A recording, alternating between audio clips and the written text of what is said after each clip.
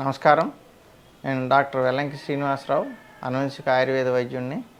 హైదరాబాద్ ఎర్రగడ్డ metro station దగ్గర practice చేస్తున్నాను.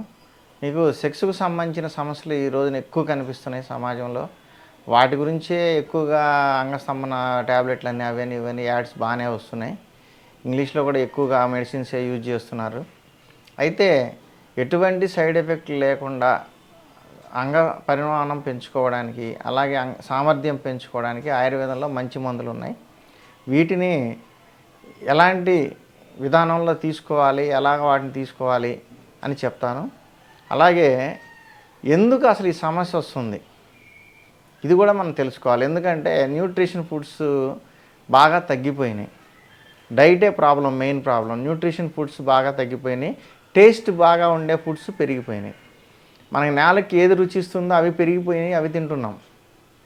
దాంట్లో న్యూట్రిషన్ ఉందా, విటమిన్స్ ఉన్నాయా, మినరల్స్ ఉన్నాయా, మన శరీరానికి ఉపయోగపడుతుందా అనేది ఆలోచించడం లేదు.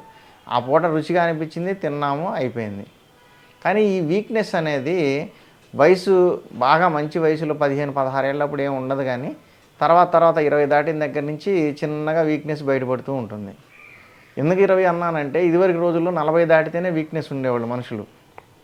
ఇప్పుడున్న ఫుడ్కి, పొల్యూషన్కి ఇవాళ జరుగుతున్న పరిస్థితి ఏంటంటే, అది కాక వ్యసనాలు, మందు, గుట్కాలు, సిగరెట్లు, ఈ వ్యసనాలు.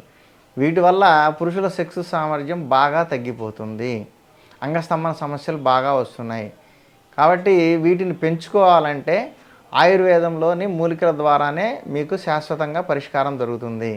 శాశ్వతం అంటే ఇవాళ మందు ఆడాము, 3 నెలలు 4 నెలలు వాడాము, 70-80 ఏళ్ళు వచ్చిన దాకా ఉంటుంది అనేది అనుకోవద్దు. ఎందుకంటే వయసు పెరిగే కొద్దీ సామర్థ్యం తగ్గిపోతూ ఉంటుంది, ఎంత మెడిసిన్స్ ఇప్పుడు వాడినా కానీ. కాబట్టి మెయింటైన్ చేసుకోవాలి. మేము ఇస్తాము, మీ సామర్థ్యం పెంచుకోవడానికి కావాల్సిన మందులు ఇస్తాము, సామర్థ్యం తెప్పిస్తాము.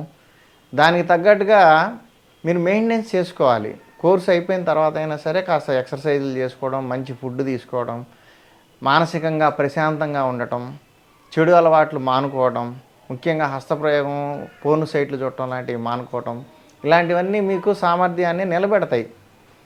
కాబట్టి సామర్థ్యాన్ని నిలబెట్టుకోవాలంటే మంచి డైట్ ఉండాలి.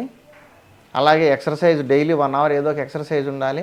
ముఖ్యంగా జంపింగ్ ఎక్సర్సైజెస్. జంపింగ్ అంటే స్కిప్పింగ్, షటిల్ ఆడటము, రన్నింగ్, ఇలాంటివి చాలా బాగా ఉపయోగపడతాయి.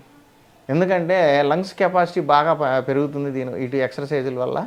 అప్పుడు ఆటోమేటిక్గా ఆక్సిజన్ బ్లడ్లో బాగా కలుస్తుంది, రక్త ప్రసరణ వేగం బాగా పెరుగుతుంది, శరీరానికి కావాల్సిన న్యూట్రిషన్ అంతా అన్ని భాగాలకి, చివరి భాగాలకు కూడా అందుతుంది.